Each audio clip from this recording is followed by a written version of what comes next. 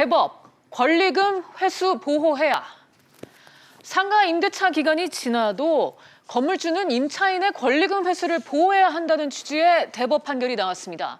상가 임대차 보호법에 따라서 임차인이 권리금을 돌려받는 것에 보호를 받아야 한다. 이런 조항이 만들어진 뒤의 첫 판결이었습니다.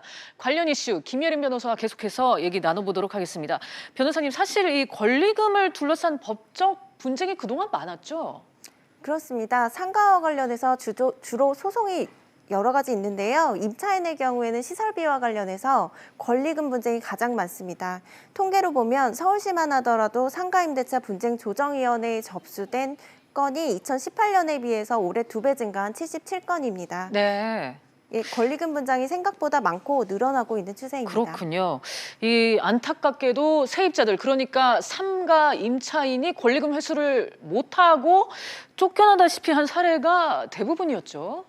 그런 측면이 있는데요. 네. 일단 권리금이 추상적인 성격을 갖고 있기 때문에 다시 말하면 일정한 기준에 따라서 사전에 정할 수 있는 것이 아니기 때문입니다. 네. 임대인이 권리금 회수를 방해하는 경우에 손해배상 청구를 하는 경우에도 임대인의 방해 행위가 명확하게 드러나지 않는 경우가 많습니다. 네. 예를 들어서 임대료를 현저하게 올린다던가 새로운 임차인에게 고액의 보증금을 요구하는 경우가 그런 경우인데요. 그 기준이 애매하기 때문에 다툼이 많습니다. 네. 이번에 이제 대법원 판결이 나온 이번 사건도 마찬가지였는데 먼저 배경부터 설명해 주실 수 있을까요? 사실관계는 간단히 이렇습니다. 네. 상가 건물을 빌려 식당을 운영하던 김모 씨가 임대차 기간이 5년이 지나 계약갱신을 요구할 수 없게 되자 제3자인 A 씨와 식당의 시설, 거래처 등 모든 재산적 가치를 권리금 1억 4,500만 원에 양도하는 계약을 맺었는데요. 네. 임대인이 재건축을 이유로 갱신을 거절했던 것입니다. 아, 그런데 이번 사건의 핵심은 네. 임대차 기간 5년을 초과해서 임차인이 계약갱신을 요구할 권리가 없는 상태에서 권리금 회수가 다투어졌다는 점입니다. 그렇군요. 그런데 1심과 2심에서는 원고가 패소를 했었어요. 예, 그렇습니다. 네. 1심과 2심은 임대차 기간 5년이 지났기 때문에 임차인이 계약갱신을 요구할 수 없기 때문에 권리금 회수 기회를 보호할 필요가 없다는 판단을 한 것인데요. 네. 원고 패소 판결이었습니다. 네. 그런데 대법원 왜 판결을 뒤집었을까요?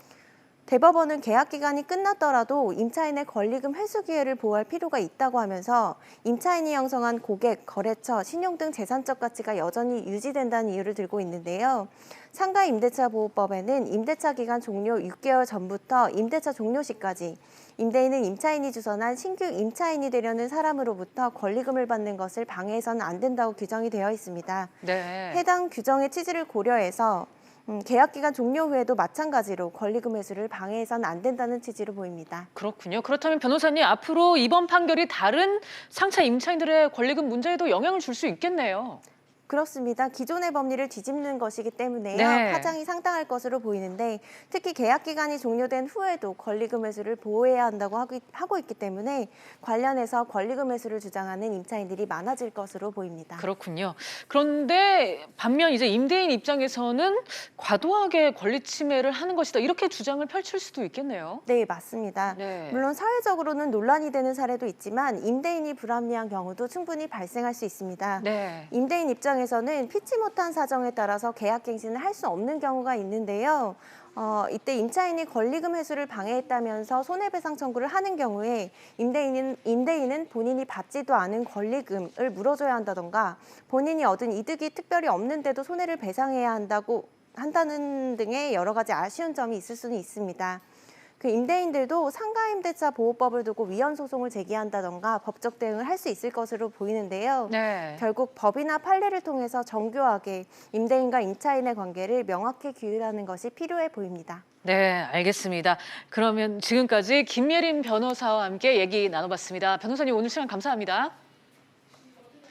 계속해서 경제 집중 토크 오후 토론으로 이어가겠습니다.